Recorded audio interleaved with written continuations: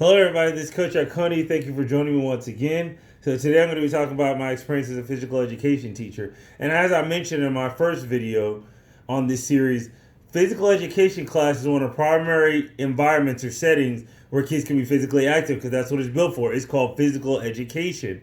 So it's a great opportunity for kids to meet those three physical activity components: aerobic, bone strengthening, and muscle strengthening. Okay, so I never taught physical education before, even though I've been doing physical activity. I was a recreation supervisor, I was a teacher, and I was a certified personal trainer. I've been CAT certified. I was an athlete, played football, and I just grew up going to summer camps and being physically active because that's just a hobby of mine. So even though I had that experience in fitness and exercise, I never taught a physical education class before.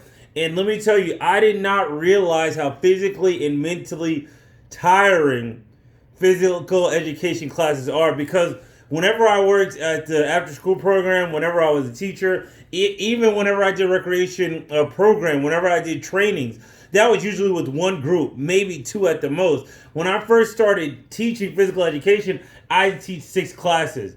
And my big thing when I'm a teacher, in any sense, whether when I was teaching math as elementary school teacher, after school program, or actual PE teacher, I don't want to cheat my kids. What does that mean? I want to give all that I have because I'm expecting them to do the same. So whatever energy, whatever enthusiasm, whatever positive reinforcement that I'm getting to my first group, I want to give that to my last group. Okay? So during the first week, when I first started teaching, and I was teaching, 2 classes, then I get a little break, and then I had to teach 4 classes. Sometimes if I had to cover for a teacher or something like that, in one day I could actually teach 7 classes. Okay? I was losing weight. I was losing my voice. I was getting mentally, physically tired because each class, I wanted them to know I'm committed to you. Actually, it's interesting. The first week, I lost 5 pounds because I was moving around so much. The kids were exercising so much.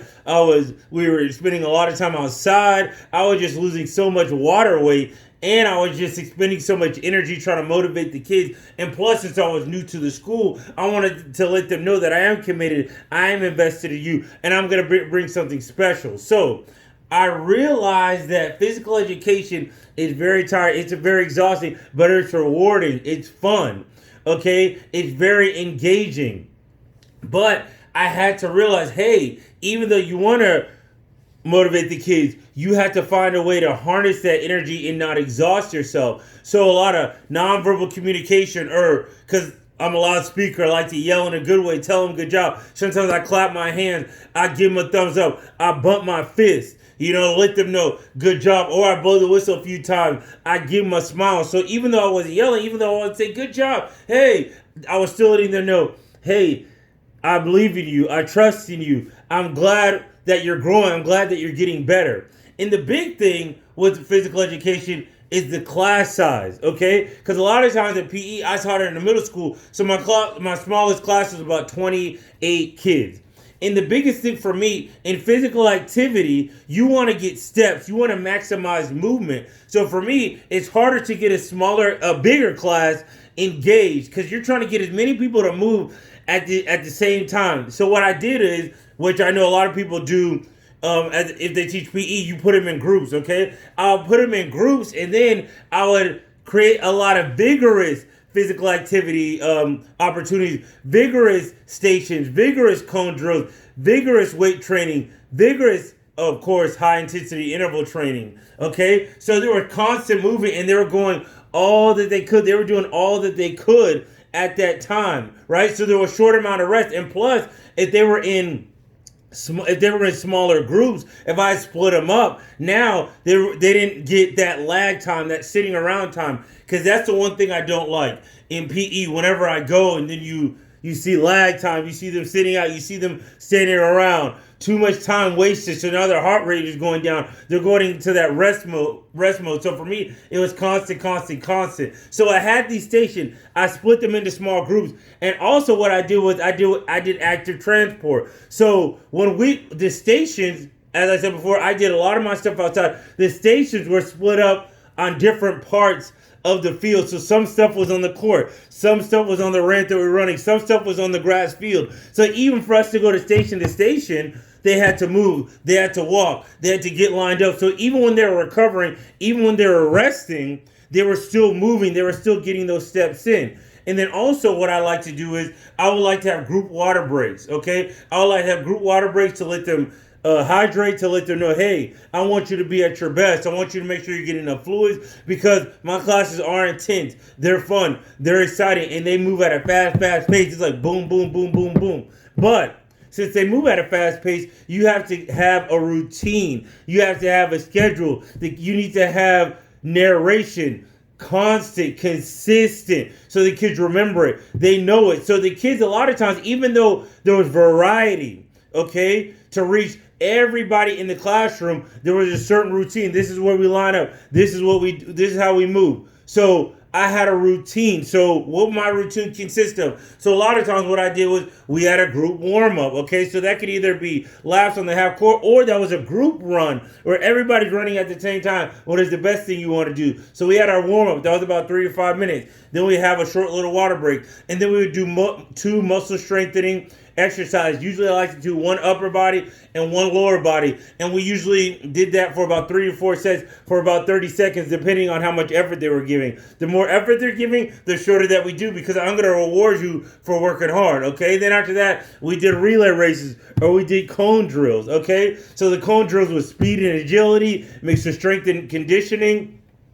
It was a plethora of a lot of things, right? Staying in that vigorous physical activity vein. Okay, then after that, a lot of times we teach a skill set. Okay, so depending on what we were learning in that unit, so it could be football, it could be soccer, it could be basketball, it could be strength and conditioning, it could be running, it could be track oriented. So many different things that you can go, so many different avenues that you could go in. That's what I do at the end. We're working on that specific skill. But then even that, I wanted them to learn that skill, but have a sense of intensity, have a sense of focus, have a sense of movement, have a sense of wanting to get as many reps in. Okay? Now, one of the biggest hurdles, one of the biggest things that you see in terms of physical education is time. What I mean by time, so for me, my class was 50 minutes. Okay? But for PE, it's important that they dress out. Okay, so in the beginning, what I was doing, okay, it's 50 minutes, so some of the older teachers told me, okay, you give them 10 minutes to work out. You give them 10 minutes to dress out in the beginning. You get 30 minutes of activity, and then you get 10 minutes to dress out at the end. Okay, which is good. So I'm new. I was trying that. But what I started noticing is that a lot of times we would always have extra time left over. The kids really didn't need 10 minutes to dress out because they had that sense of urgency. So what I did was I kind of cut that in half. You know, I tried to give it around 5 or 6 minutes.